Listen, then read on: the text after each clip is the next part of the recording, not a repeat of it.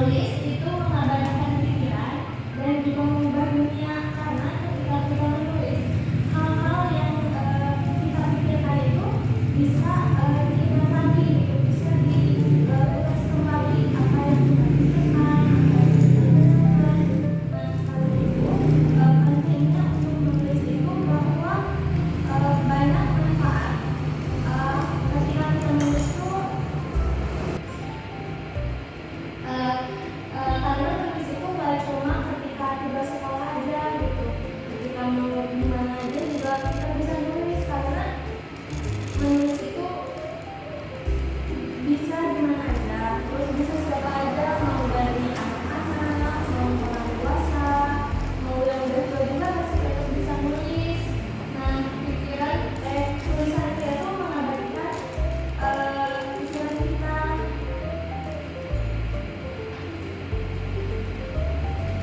Nah, ada yang mau nggak nulis itu apa?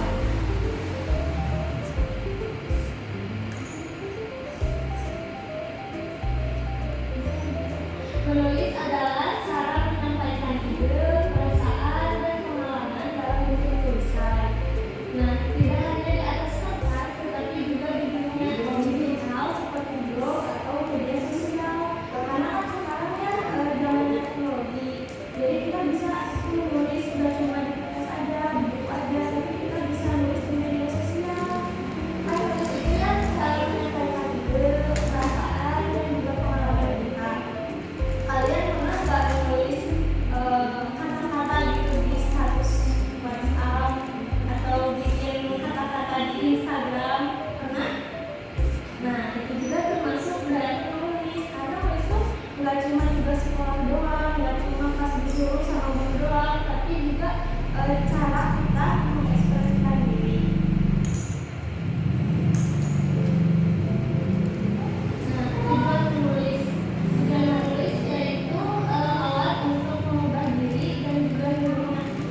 Kan tujuan menulis tadi itu nggak cuma di sekolah ya, nggak cuma buat nilai sekolah gitu, tapi juga ada banyak seperti tujuan pribadi, tujuan komunikasi, tujuan kritis, dan juga tujuan sejarah. Nah, tujuan pribadi itu kayak gimana sih? Tujuan pribadi itu kayak kita nulis keseharian kita.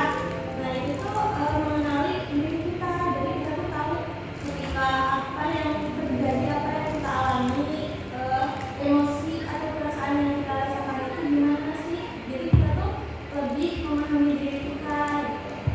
Terus sebagai tujuan komunikasi, nah komunikasi itu kan ngobrol ya. Berkomunikasi itu ada dua, ada komunikasi secara langsung, ada komunikasi secara tidak langsung. Nah, kalau secara langsung itu kan berhadapan ya, ada orangnya dan bersuaranya juga gitu. Nah, kalau menulis itu sebagai tujuan komunikasi secara tidak langsung, karena melalui tulisan cuma kita lihat tulisannya aja gitu, kayak poster atau surat. Dulu kan suka buat surat ya. Nah, itu sebagai tujuan komunikasi. Terus tujuan kritis itu kan kita ketika menulis itu harus sama ya kayak membaca, jadi ketika kita menulis itu harus tahu dulu gitu apa yang mau kita tulis. Terus juga kita kan harus tahu juga itu tuh benar atau enggak sih. Nah, itu tuh melatih otak kita untuk berpikir kritis. Terus juga sebagai tujuan sejarah. Tahu sejarah apa? Sejarah itu kalian tahu Kejadian di masa lalu. Nah, kalau kita nulis kejadian di masa lalu, kita jadi tahu kan orang yang sesudah kita, jadi tahu kan kehidupan kita tuh kayak gimana. Nah, contohnya tuh kayak sejarah Nabi Muhammad. Kalau misalnya nggak ada yang nulis kan nggak akan ada yang tahu ya kalau sejarah Nabi Muhammad kayak gimana. Nah, nulis juga bisa menjadi tujuan sejarah. Terus manfaatnya, nah kan tadi penting kan nulis itu ada banyak manfaatnya. Nah, ini beberapa paling melatih imajinasi dan kreativitas, terus motorik dan bahasa berkembang, mengenali diri dan mengelola emosi, berpikir logis dan kritis, menguatkan identitas diri, dan juga portofolio dan branding pribadi. Ada yang tahu imajinasi itu apa? Sesuatu yang ada di pikiran kita.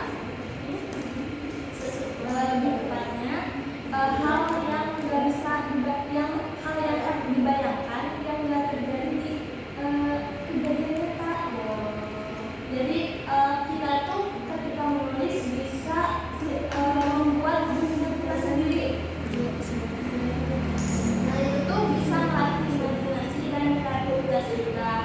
Kemudian motorik dan bahasa berkembang. Pas ketika menulis kita tuh otak tuh menyuruh tubuh gitu. Kayak kita menulis dengan rapi gitu kan, terus bahasanya harus jelas, bisa dimengerti. Nah itu tuh melatih motorik atau gerak kita, dan bahasa kita juga bisa lebih berkembang, tahu banyak hal bahasanya. Terus juga mengendali diri dan mengelola emosi.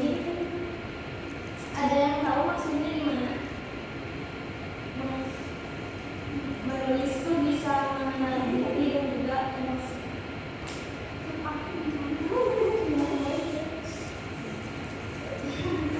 Jadi mengenali diri dan mengelola emosi kan ketika kita menulis catatan harian misalnya, kita kan jadi tahu gitu perasaan kita kayak gimana. Jadi pas kita misalnya kita lagi marah, kita kan suka susah ya mengontrol emosi. Kita suka meledak-ledak gitu sampai lempar-lempar barang. Nah itu nggak bisa mengelola emosi. Tapi ketika kita nulis apa yang kita rasain, misalnya itu lagi marah gitu. Nah secara tidak langsung rasa marah itu kita tahu kita harus gimana, dan gak gampang ngelakuin hal yang buruk. Terus menguatkan identitas diri, hampir sama kayak mengenai berpikir logis dan kritis. Nah itu kan tadi pas kita nulis tuh harus tahu dulu ya mana yang benar, mana yang salah. Nah itu juga melatih untuk berpikir logis dan kritis. Terus menguatkan identitas diri. Nah hampir sama kayak mengenai diri. Menguatkan identitas diri itu kayak kita tahu gitu bakat kita apa, kita sukanya apa. Biasanya kalau nulis kan yang kita suka ya. Jadi kita tuh lebih tahu gitu diri kita tuh kayak gimana gitu. Terus membangun portofolio dan branding pribadi. Ini mah kalau misal kita udah kuliah, udah mau kerja, nah kita tuh pasti membutuhkan portofolio dan branding. Branding itu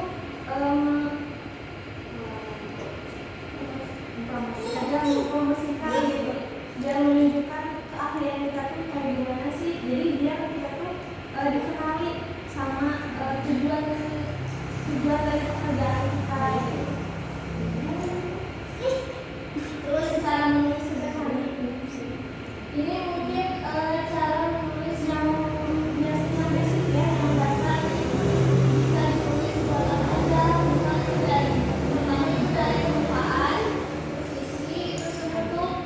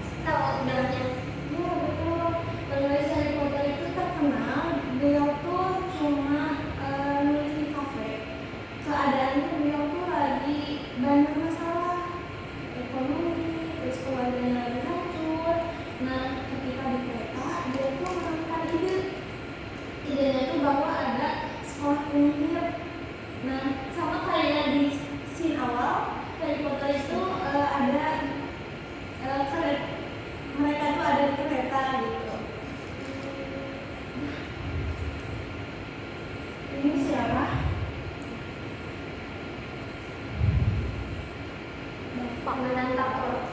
Betul. Beliau ini penulis legendaris Indonesia ya. Nah, beliau menulisnya di mana?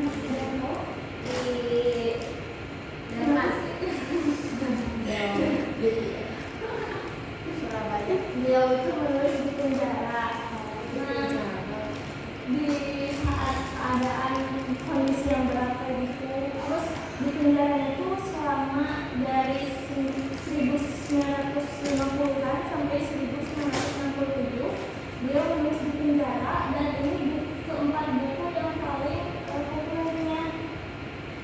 Asalnya beliau tuh nggak boleh nulis.